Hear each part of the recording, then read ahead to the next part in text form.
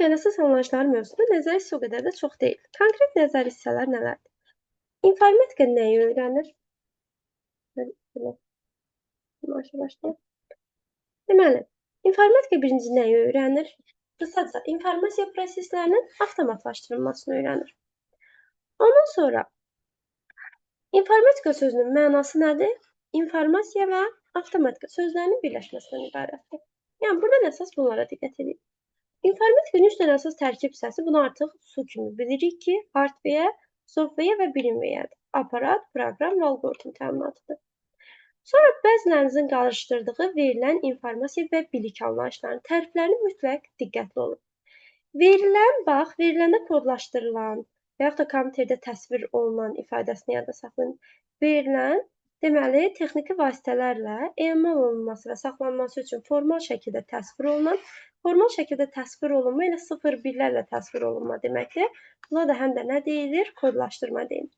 Yəni, kompüterin yaddaşında formal şəkildə təsvir olunan və yaxud da kodlaşdırılan məlumatlar nələrdir? Verilənlərdir. Verilənin faydalı hissəsi var. Faydalı sözünü yadda saxlayın. Faydalı məzmununa informasiya deyilir. Dərk olunmanı da bilikdən yadda saxlayın. Bilik isə dərk olunma vasitəsilə alınan informasiyadır. Bir də siqnaldan da tərif vermək olurdu. Qeydə alınan siqnallar verilən, qəbul olunan siqnallara informasiya deyilir. Bu belə. Sonra verilənlərin bilirsiniz ki, 4 tipi var. Hesabi, mətin, məntiqi, göstərici. Bəzi tələbələr verilənin tipi ilə informasiyanın növünü qarışdırır. Uşaqlar, verilənin tipi deyəndə bu 4 tip başa düşülür. İnformasiya növü deyəndə 7 dənə növü var informasiyanın. Mətin, məntiqi, ədəd, qrafik, video, audio, bir də multimedia. İnformasiya növləri onlardır. Amma verilənlərin tipləri bunlardır. 4 dənə tipi var. Sonra siqnalların formaları, analoq və rəqəmsal siqnallar. Bəzən qarışdırırsınız ki, hansı analoqdur, hansı rəqəmsaldır. Birini doğru dildə deyim, bizim kompüterə ötürdüyümüz və yaxud da bizim ətraf mühitdən qəbul elədiyimiz siqnallar analoqdur. Amma kompüterdən digər kompüterlərə və yaxud da kompüterdən bizlərə ötürülən siqnallar rəqəmsaldır. Bunun səbəbi də odur ki, çünki kompüterdə informasiya rəqəmsal formadadır. Və diskretdir də, yəni. Ona görə də ondan bizə ötürülən və yaxud da kompüterdən digər kompüterlərə ötürülənlər nədir? Diskret, yəni rəqəmsaldır. Amma ətraf aləmdən və bizdən ötürülənlər kəsilməz, yəni analoqdur. Buna da tərif verəcəsi olsaq, xüsusi kodlarla qurğulara verilən dəyişən siqnallar analoqdur. Diskret olaraq dəyişən qiymətlər çoxlarından ibarət informasiya isə rəqəmsaldır. Ondan sonra informasiyanın xassələrinə diqqət eləmək lazımdır. Bax, informasiyanın hansı xassələri var? Ən azından adını bilmək lazımdır. Obyektivlik, adekvatlıq, etibarlıq, qiymətlik, tamlıq, mövcudluq, faydalılıq, aktuallıq, dəqiqlik, əlçatanlıq və aydınlıq. Yəni, bunları mütləq diqqət eləmək lazımdır. Burada da xassələr haqqında heç olmasa təriflərini əzbərləyin. İnformasiyanın tamlığı dedikdə bizi maraqlandıran verilənlərin özündə cəmləşdirilməsi var bu ifadənin. Özünə cəmləşdirilməsi başa düşülür.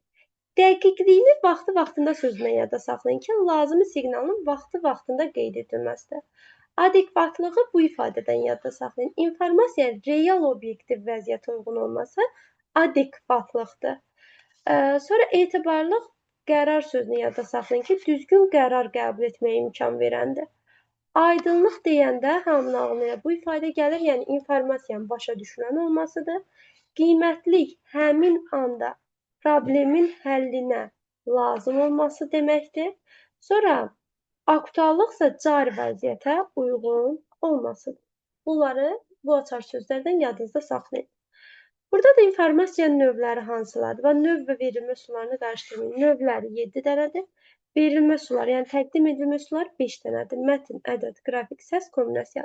Bax, səs verilmə üsuludur. Amma audio növdür. Sonra multimedia növdür, kombinasiya verilmə üsulu qarışdırmayın. Formalar analoq və kəsilməz. Bu haqda danışdıq. Bir də 4 dənə informasiya prosesi olur. Toplanma, saxlanma, emal və ötürülmə. Nəzərə alaraq bunları bildiniz, qurtardı, getdi. Sonra da vahidlərdir. Vahidlərdə bir ardıcılığı bilmək lazımdır. Bit, bayt, kilobayt, megabayt, gigabayt, terabayt. Bir də onlar arasındakı əlaqəni bilmək lazımdır ki, Məsələn, 1 bayt neçə bitdir? 203 bitdir. Və yaxud da 1 kilobayt neçə baytdır? 210. Yəni, buradan yadda saxlayın ki, bit bayt xaric yerdə qalan vahidlər arasındakı əlaqə nədir? 2+10'dur. Söhbət yanaşı vahidlərdən gedir. Yəni, bu qaydada. İndi uşaqlar, bir dənə mən kompüter saytı edim.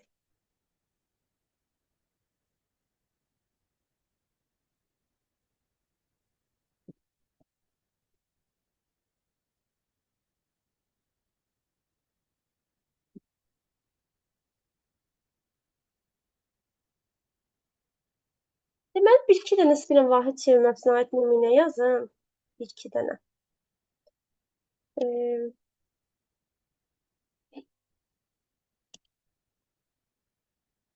Deməli, bax, məsələn, bir dənə böyük vahiddən kiçik vahidə keçmə haqqında nümunə yaz. Məsələn, deyirəm ki, 205 megabayt neçə bitdir? O zaman vahidlərin ardıcıllığına baxıram. Bit, bayt, kilobayt, megabayt, gigabayt, terabayt. Bir dənə bitlə bayt arasındakı əlaqə 203, yerdə qalan vahidlər arasındakı əlaqə nədir? 2+10'dur. 2+10'dur. Və mən megabaytdan bitə keçirəmsə, megabaytdan bitə olan addımı hesablayıram. Megadan kiloya 210, kilodan bayta 210, baytdan bitə 203. Ümumi nə olur? 223. Bunu belə tapdım mı? Ondan sonra da yadınızda saxlayın ki, böyük vahiddən kiçik keçəndə vurma, əksinə kiçikdən böyük keçəndə bölmə əməliyyatı icra edilir. İndi mən böyükdən kiçik keçirəm deyə nə edəcəm? Vuracam. Yəni 2+5'i vuracam 2+23'ə. Bunun da hasil edəcək 228. Belə. Bir dənə də əksini öyrənək. Kiçikdən böyüyə keçmək. Məsələn, 243 talım var. Təqdirim neçə terabaytdır. Yəni, baxıram addımlara. Baytdan terabayta. Bir dənə neçəsini.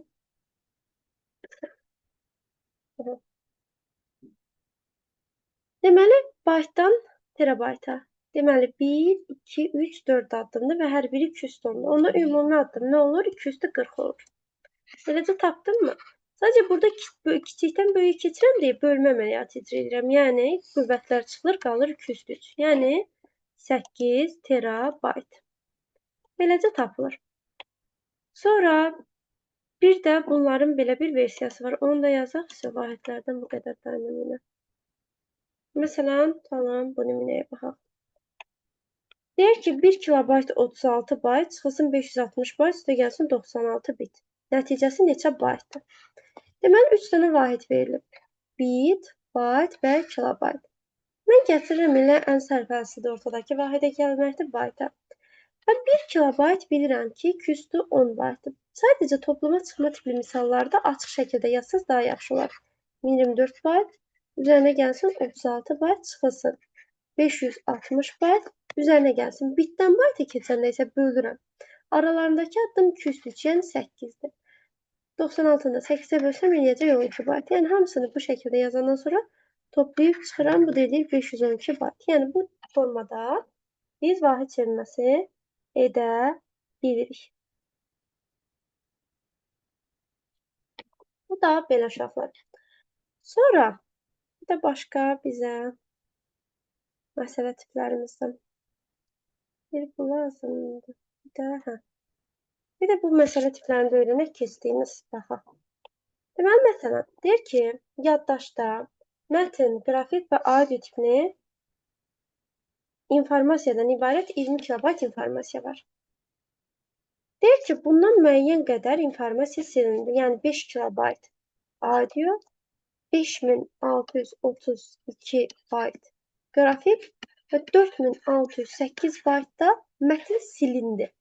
Uşaqlar, silinmək nə demək? Yəni, bunları ümumi sildik. Öncə silinənlərin ümumi həcmini tapıram. Bax, 2 dənə bayt gördümsə, biz bunları hesablaya bilirəm. 10.240 eləyir. Onda kilobayt aldım ilə bir 5 kilobayt, üstə gəlsin 10.240 bayt. Bunu da kilobayta çevirmək asandır. Yəni, 1024'ə bölürəm. Burada da nə qalır? İxtisar gedir, 10 kilobayt qalır. Cəmləyəndə də 5'dən eləyir 15 kilobayt. Uşaqlar, bu silinib gedəndir. Məndə isə nə lazım idi? Yerdə qalan lazımdır. Yəni elə bil 20-dən 15-ni silsəm yerdə nə qalır? 5 kilobayt. Belə tapa bilirəm. Sonra məsələn 50 tipli suallar, bu suallar yuxarıdakı 50 megabaytlıq faylı 1 gigabaytlıq flash kartda neçə dəfə yazmaq olur? Bu dəfə sözünü gördünüzmü uşaqlar? Bölmək lazım. Yəni 1 gigabaytın içində 50 megabaytın neçə dəfə yerləşdiyini tapmaq üçün bölə bilərsən. Onun üçün ortaq vahidə gətirirəm. 1 gigabayt 1024 megabaytdır. Megabaytdır. Bunu da bölürəm 50-yə. O da eləyir 20, qalıqda da 24 megabayt. Yəni 20 dəfə tam yerləşdi, amma 24 megabaytın içində yerləşmədi, bu mənə lazım deyil. Sonra bir də arxiv məsələlərinə baxmışdıq. Arxivləşdirmə məsələ necə olur? Məsələn, deyir ki, həcmi 60 megabayt fayl 25% arxivləşdirildikdən sonra həcmi neçə megabayt olar? Arxivləşdirmə həcmin sıxılaraq azaldılmasına deyilir. Yəni 25% arxivləşdirmə həcmin 25% azalması deməkdir. İndi bizə də ilkin həcmi nə veriblər? 60 megabayt. İlkin həcm olsun 100%. 25% azalanda nə qalır? 75% edir. Ona da deyirəm bir dənə x. Deməli 60 megabaytım 100-dür, 100%-dir. Deməli x da 75%-dir. Bunu belə yazdım mı? Buradan da x-i tapıram. O da eləyəcək neçə? 45. Mən beləcə tapa bilirəm. Bu da belə. Sonra bir dənə də şəbəkə sualına baxaq.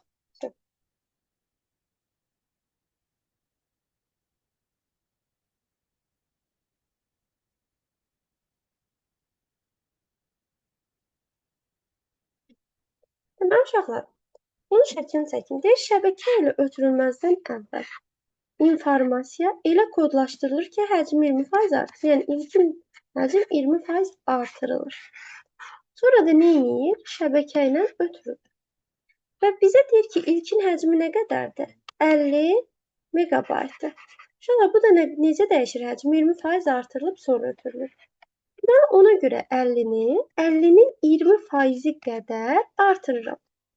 50-nin 20% nəyə bərabərdir? 10 megabayta. 50-nin 10 megabayt artırsan neçə edir? 60 megabayt. Deməli, bura oldu nə? 60 megabayt. İndi deyir, ötürməsinə neçə saniyə lazımdır? Ümumiyyətlə, zaman söhbətini gördünüzsə, bilin ki, orada sürətə baxırıq. Çünki zaman anlayışı sürətdən asılıdır. Deməli, bizim ötürmə sürətimiz nə qədərdir? 5 megabayt bölünsün saniyədir. Bu deməkdir ki, şəbəkə 1 saniyəyə 5 megabayt informasiya ötürə bilir. Onda neçə saniyəyə? Deməli, 60 megabayt ötürər, onu tapırıq. Bu deyir 12 saniyə. Yəni, beləcə tapırsınız. Bu da belə uşaqlar. Sonra mətnin həcmi məsələləri var idi. Mətn həcmindəki mətnin hansı əlifbada götürülməsindən asılı olaraq dəyişəcək. Biz də iki əlifbaya baxırıq. ASCII, Unicode. Yadınızda saxlayın uşaqlar. ASCII-də bir simvolun həcmi 1 bayt və yaxud da 8 bitdir.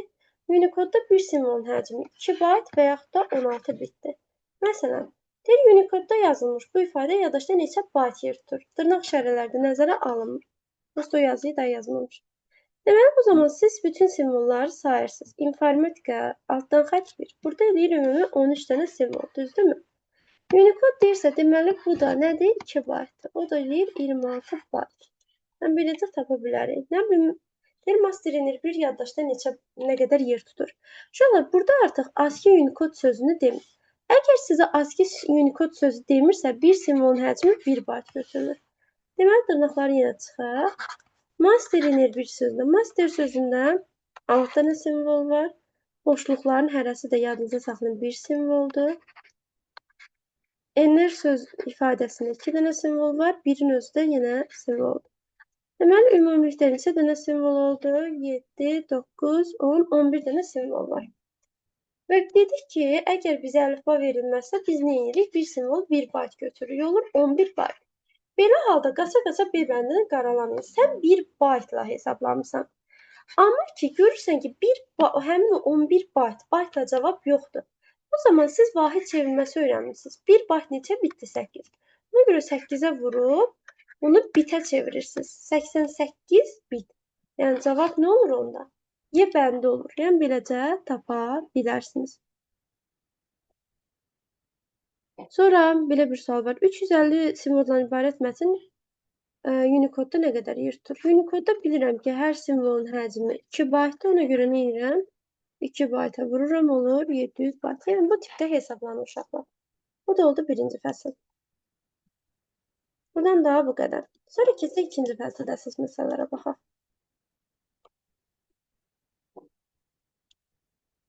Salam müəllimə. Salam. Üzr sayın müəllim, indi gördüm, qoşuldum. Heç nə olmaz. Rekord eləyirəm. Baxarsan rekorda. Tamam, çox sağ ol. Sən də sağ ol. Deməli, baxaq bura.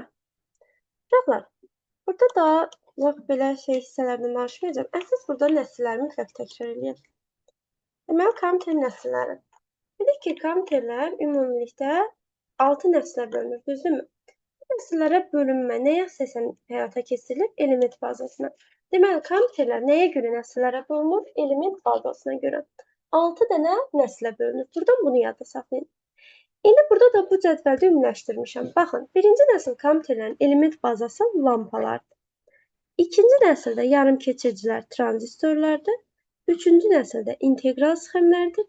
Dördüncü nəsildə isə böyük və çox böyük integral sxemlərdir. Bəzən sual verirlər. Deyirlər ki, ikinci nəsildən üçüncü nəslə keçid nə ilə əlaqədardır? Bilir ki, nəsildən nəslə keçid element bazasının dəyişməsindən əlaqədardır. Yəni, onda ikinci nəsildən üçüncü nəslə keçid nə ilə əlaqədar olar? Yarımkeçiricilərin integral sxemlərlə əvəz edilməsi ilə əlaqədardır. Yəni, bu qaydada tapılır. Sonra xarici yaddaş var. Xarici yaddaş birinci nəsildə perfokart olur. Perfokart üzərində rəqəmlərin ikilik kodlarını saxlayan yaddaş qurultusudur, lövhələrdir. Yəni, perfokartlar sadəcə ədəd tipli informasiya ilə işləyə bilirdi.